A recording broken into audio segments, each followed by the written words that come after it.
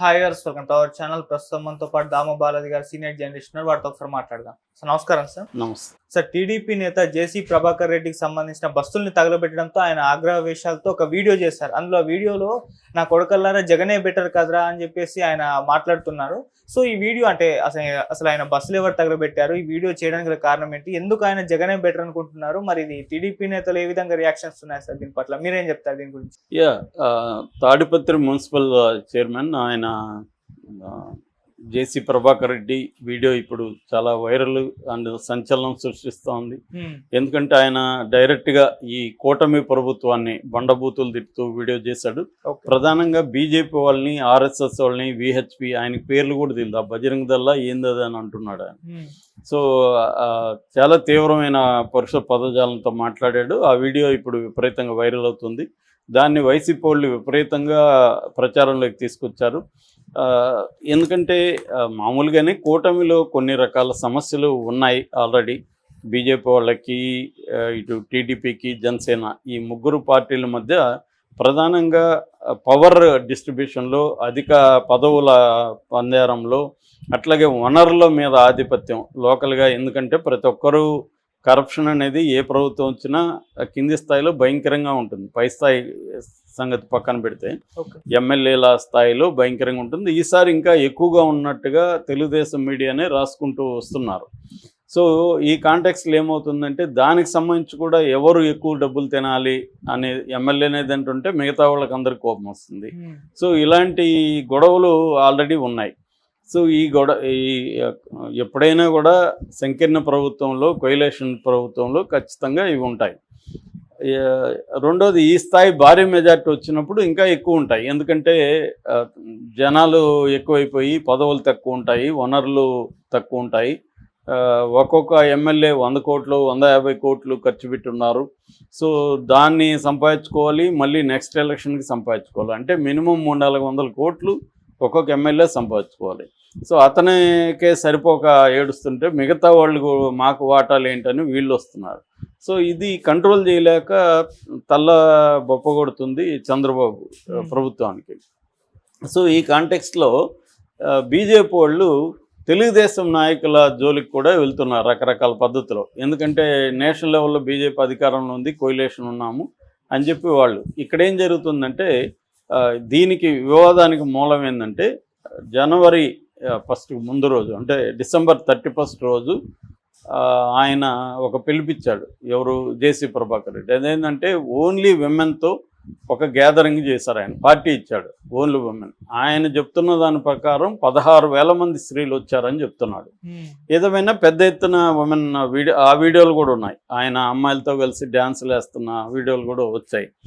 So డ్యాన్సులు అంటే అదేమీ సోకాల్డ్ అశ్లీలం అవేమీ లేవు, సరదాగానే ఉన్నాడు ఆయన. సో వాళ్ళు కూడా విపరీతంగా వచ్చారు.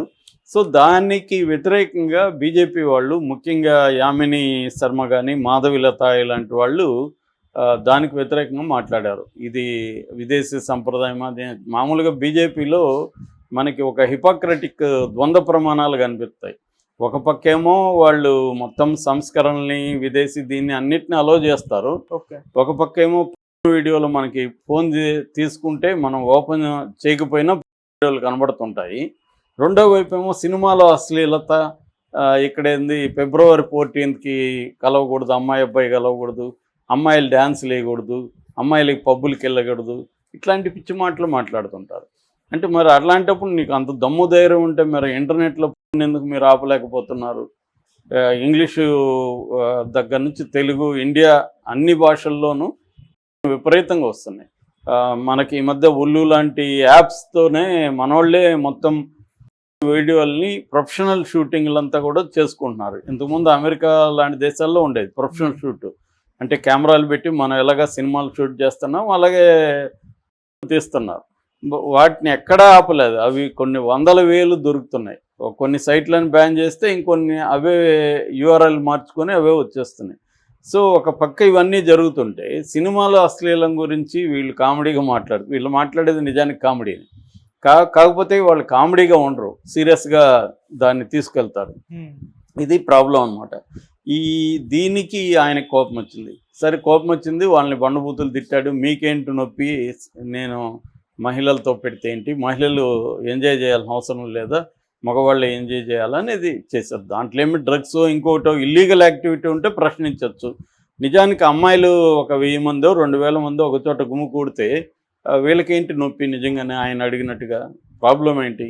ఏదన్నా దాంట్లో డ్రగ్స్ వాడుతున్నారనో ఇంకోటో అయితే ఇబ్బంది. మందంటే కామన్. తెలంగాణలో మొన్న కూడా 900 కోట్లు ఒకే రోజు తాగేశారు. అందులో సగం మందికి పైన మహిళలు ఉన్నారు.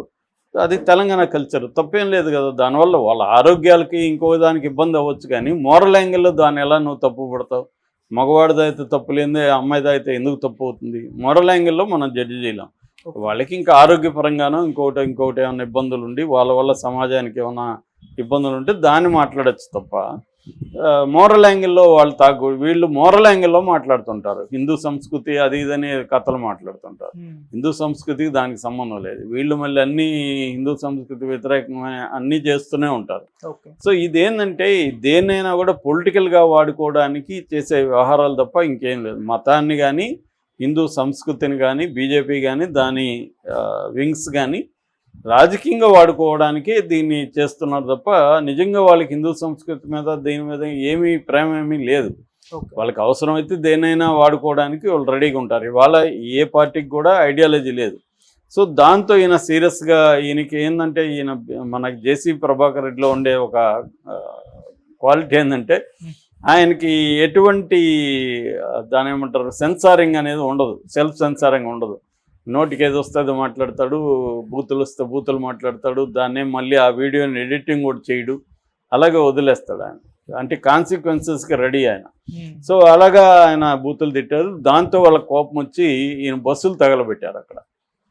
దాంతో ఈయన ఇంకా రెచ్చిపోయి జగనే మేలురా నా కొడుకులారా, మీరు జగనే బెటర్, జగన్ నా బస్సులు నిలబెట్టాడు, కానీ నిలబెట్టడం అంటే ఆపేస్తాడని రాయలసీమ భాషలో, నా బస్సులను ఆపేస్తాడు కానీ మీరు మీలాగా తగలబెట్టలేదు నా బస్సుల్ని, సో జగనే బెటర్ మీకంటే అని తిట్టాడు. ఎందుకంటే ఆయన కోపంలో అర్థం ఉంది. జగన్ అంటే ప్రతిపక్షం, ఇది సొంత పక్షమే కదా వీళ్ళు.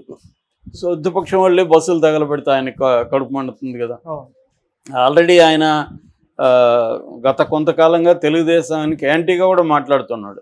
ఫస్ట్ మనం చూస్తే అధికారులకు వ్యతిరేకంగా ఇలాగే నా కొడుకులారని ఒక వీడియో రిలీజ్ చేశాడు.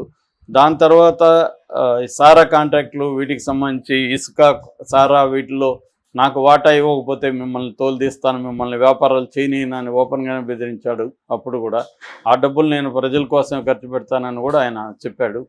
ఈ తర్వాత జమ్మలమడుగు ఎమ్మెల్యే ఆదినారాయణ రెడ్డికి సంబంధించిన ఫ్లై యాష్, అక్కడ పోయి వీళ్ళు ఫ్లై యాష్ నింపుకొని ఇక్కడ సిమెంట్ ఫ్యాక్టరీకి సప్లై చేస్తారు. దాంతో రోజుకి 50 లక్షల వరకు ఇన్కమ్ వస్తుంది.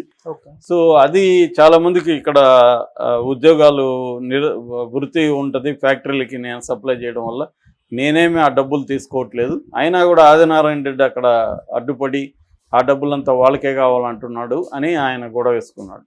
దాంతో ఆదినారాయణ రెడ్డిని ఈయనిద్దరిని చంద్రబాబు పిలిపించాడు. ఆదినారాయణ రెడ్డి వెళ్ళాడు కానీ జేసీ ప్రభాకర్ రెడ్డి వెళ్ళలేదు.